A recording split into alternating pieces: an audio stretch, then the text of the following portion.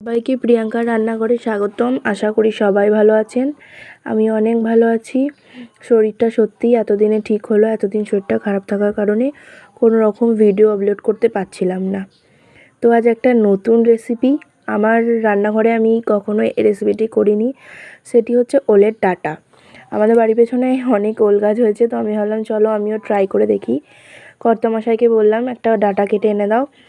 কর্তামশাই একটা ডাঁটা কেটে এনে দিল।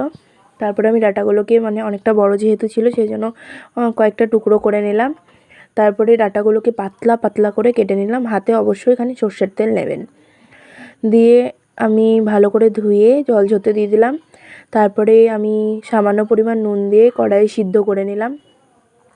আর অর্ধেকটা সিদ্ধ করতে হবে। সিদ্ধ করে নেওয়া কমপ্লিট। এবার আমি আবার কড়াইয়ে দিয়ে দিচ্ছি সর্ষের তেল আর ফোড়নে দিচ্ছি কালো জিরে।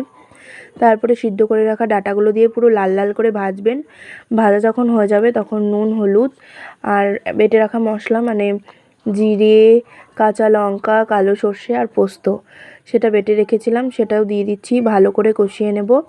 তারপরে সামান্য পরিমাণ দিয়ে দিচ্ছি নারকেলটা কুড়ে রাখা নারকেলটাও দিয়ে ভালো করে নেড়ে ছেড়ে সামান্য পরিমাণ চিনি দিয়ে নামিয়ে নিলে রেডি আমার ওলের ডাঁটা। আর ভিডিওটি ভালো লাগলে অবশ্যই লাইক, কমেন্ট, শেয়ার আর সাবস্ক্রাইব করতে ভুলবেন না।